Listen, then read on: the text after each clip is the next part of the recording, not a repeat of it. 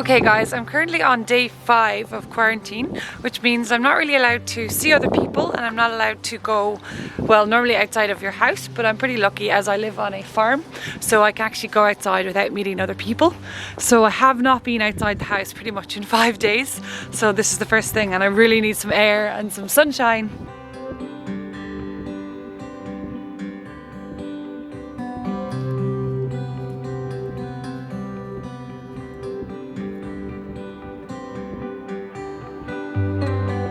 Okay, I know it's easier said than done, but if you guys are also in self-quarantine or self-isolation, if there's any way you can get outside, whether it's a balcony or a small garden or some sort of empty street, I'm not encouraging you to go near people because that is the worst thing you can do right now. They are saying stay away from people, social distancing, self-isolation.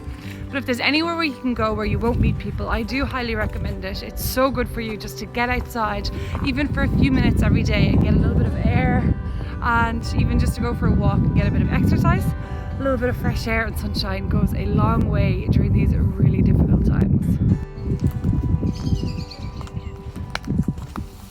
This here is a gorse bush, and when I was younger, my sister and my cousins and I used to pick this and try and make perfume with it. I don't know if there's any other Irish viewers watching this, but I would love to know if when you were younger you ever picked the leaves from a gorse bush and tried to make perfume, because that is definitely what I used to do.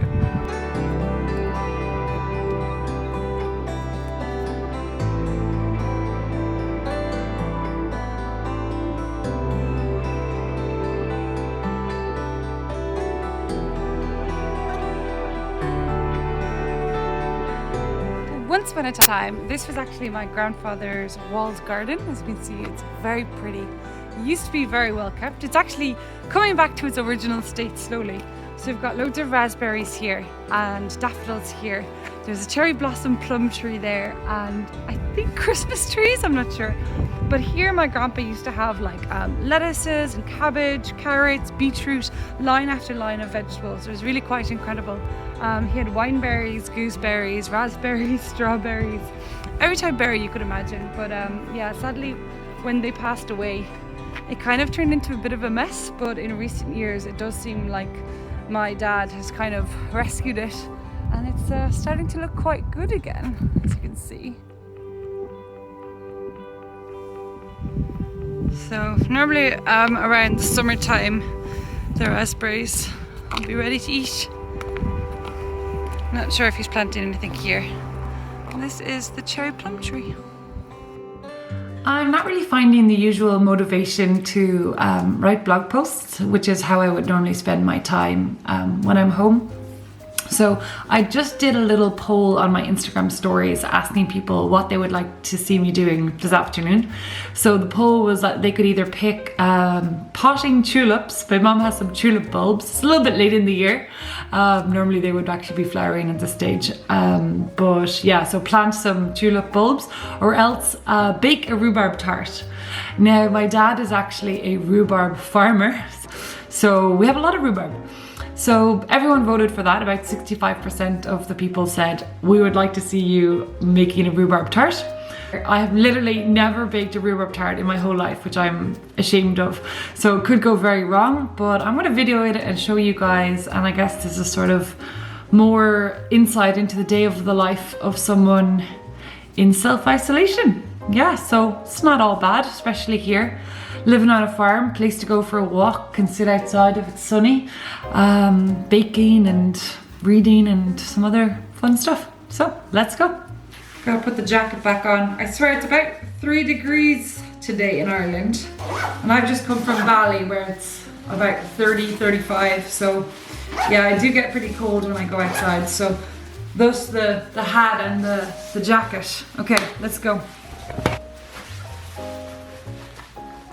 I have not worn these boots in so long.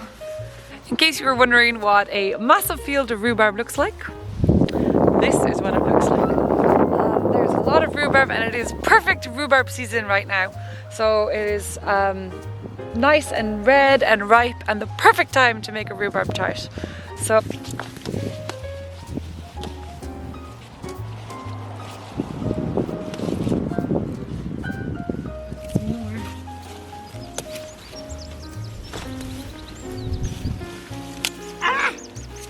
Don't tell anyone. 4, 5.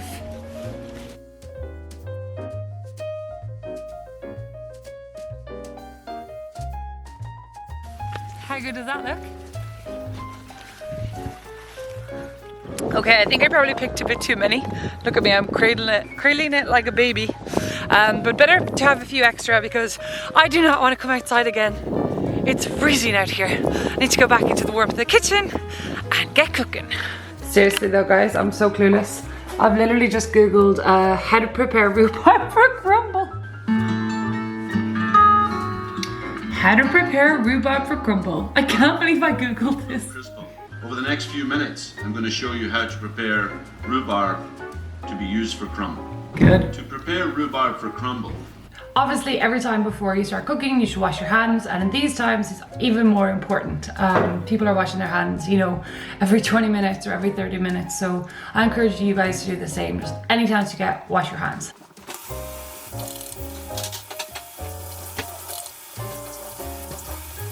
Okay, watch the YouTube video and now I'm pretty confident I know how to chop up some rhubarb.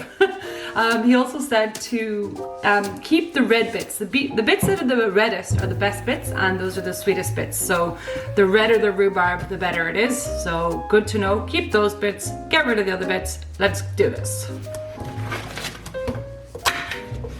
Get rid of that bit.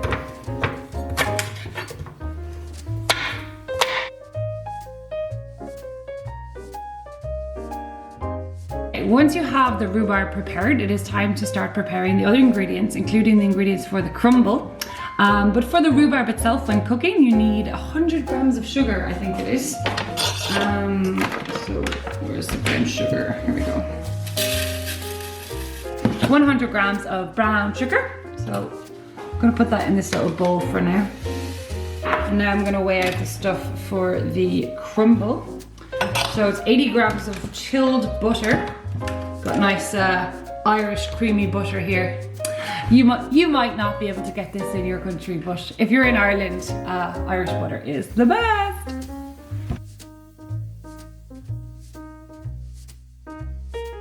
Yeah, this is the bowl I'm using for the crumble. So far I just have the butter in here. And now I can put the flour in. And walnuts. No, hazelnuts, right? Hazelnuts. Crushed up hazelnuts. So actually, what I did is I just put them in this plastic and then I rolled a rolling pin over them, so I crushed them all up.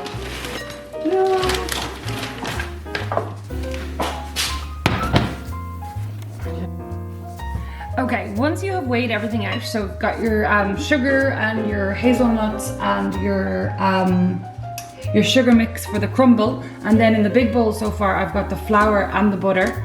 I actually accidentally put the hazelnuts in and then I looked at the recipe again and realized, no, you're not supposed to do that. So don't make that mistake. So I've just taken them out and put them up to the side. So in the bowl right now, it's just the butter and the flour. So now I have to sort of mix that up with my hands and sort of make the consistency for the crumble. I have no idea what I'm doing. Oh my god! And then we're gonna mix it around again to make the crumble.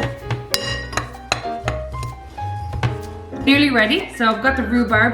Normally a lot of people stew this, so you just put it in a saucepan, put it on the hot ring, add sugar and stew it. But I've been told actually by my mom that it's better to kind of bake it. So I'm just gonna put the rhubarb into this tin here.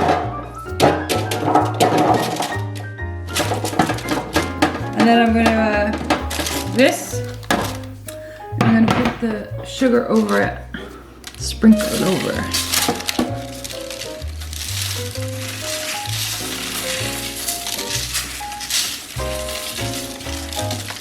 Oh, it's hot.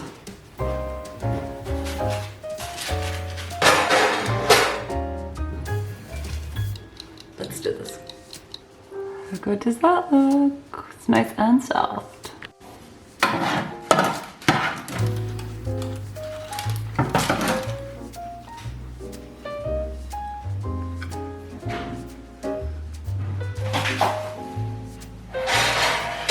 This time we're gonna do around 20 minutes, but we're gonna check on it. There you have it, guys. The finished product. Looks pretty good.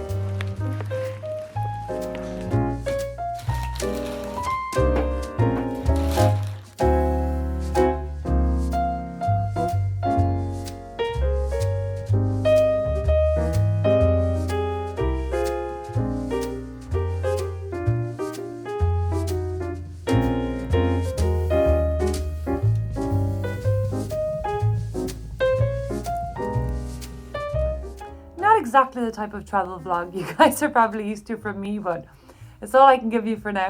So let's top up this log basket, bring it inside, and keep the fire lighting. Keep her lit.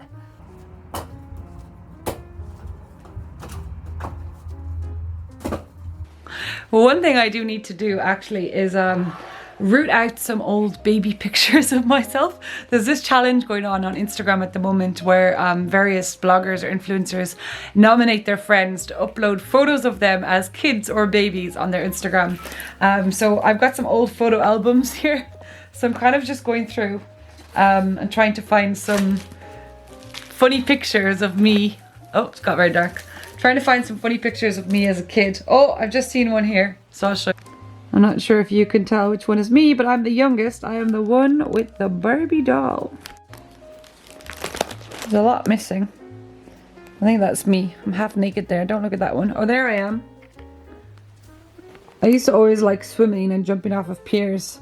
That was my best friend as a child. My sister, some more friends, my cousin, and there's me. I used to like blowing bubbles. As I'm not going to be making any travel videos for the foreseeable future, well, no new travel videos anyway from new travel destinations, obviously, I'm not really sure what to do with my channel, so I guess I'm sort of thinking about creating new content, mainly lifestyle content and more content about me talking to you guys.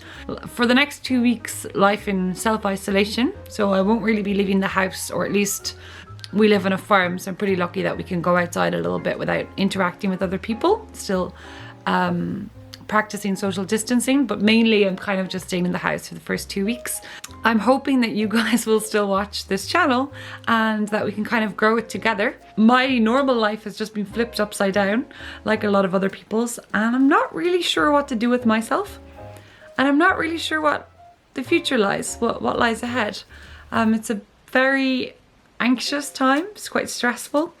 I'm sure a lot of other people are feeling the same way, but you know, we're all in this together, and I think that's the one thing, you know, it's this global crisis, but there's a lot of solidarity there as well. A lot of people sticking together, a lot of people Skyping their friends and doing Zoom conferencing with like up to 30 friends at a time.